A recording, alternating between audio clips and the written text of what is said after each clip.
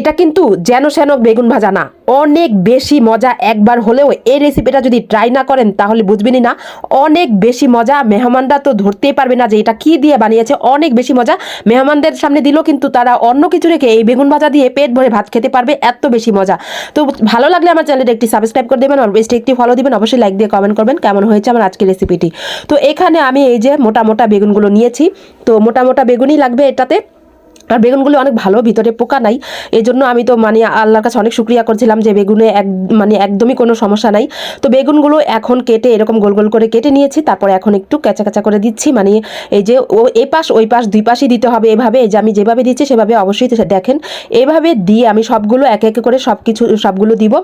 তো এই রেসিপিটা মানে এত বেশি মজা, ট্রাই না করলে বুঝতেই পারবেন না। আর ঘরোয়া মশলা সব কিছু দিয়েই কিন্তু অনেক মজার এই রেসিপিটা, চাইলে একবার হলেও ট্রাই করতে পারেন। তারপর আমি এখন পানিতে এগুলো মিনিমাম 10-15 মিনিট ভিজিয়ে রাখবো।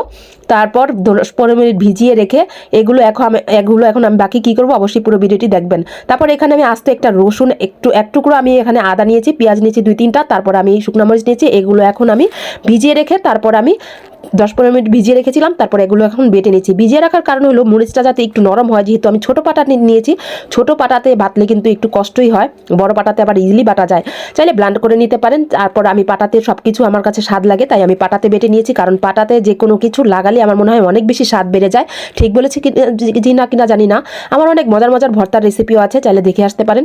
তারপরে এই তো এখন সবগুলো উঠিয়ে ফেলবো। আবার ভাববেন না যে এগুলোই এখন আমি বেগুনে মেখে দিব, না, আরও কিছু প্রসেসিং আছে, অবশ্যই সবাই দেখবেন। তারপর আমি লবণ দিয়ে দিচ্ছি, এখানে আমি একটু গরম মশলা গুঁড়া দিয়ে দিচ্ছি, যে কোনো গরম মশলা গুঁড়া দিলেই হবে। তারপর আমি হলুদের গুঁড়া দিয়ে দিচ্ছি, কালারটা সুন্দর হবে। তারপর একটু পানি দিয়ে এখন আমি এগুলো ভালো করে গুলিয়ে নিচ্ছি।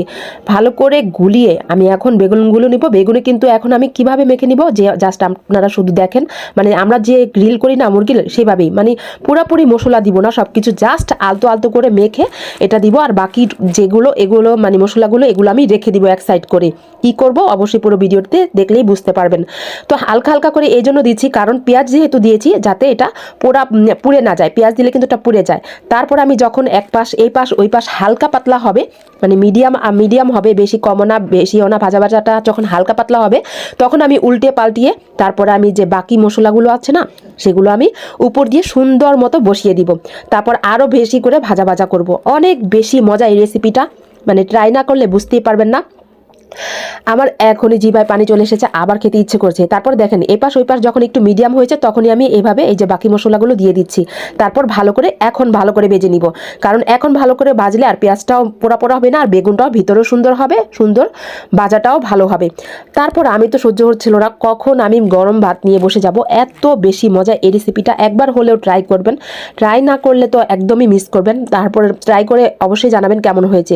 আর যদি এখনই ভালো লাগে অবশ্যই কমেন্ট করে জানাবেন। এই যে আমি গরম গরম ভাতের সাথে এক টুকরো লেবু নিয়েছি, যেহেতু এটা অনেক বেশি মশলায় বেগুন ভাজা, অনেক বেশি মজা, মানে কি বলবো। আমি 2 টুকরা নিয়েছি, আমার তো পেট ভরে ভাত খাওয়া হয়েছিল। পরে আমি আরও 1 টুকরা নিয়ে ভাত খেয়ে ফেলেছিলাম, মানে আমি আরও একবার ভাত নিয়েছি, এত বেশি মজা। তো ভালো লাগলে আমার চ্যানেলটি সাবস্ক্রাইব করে দিবেন, এটা আপনাদের কাছে অনুরোধ। আমি অনেক কষ্ট করে ভিডিও বানাই। তো সবাই ভালো থাকবেন, সুস্থ থাকবেন, স্বপ্নের পথে পাশে থাকবেন, আমার জন্য দোয়া করবেন আমি যাতে অনেক মজার রেসিপি নিয়ে আসতে পারি। আল্লাহ হাফেজ।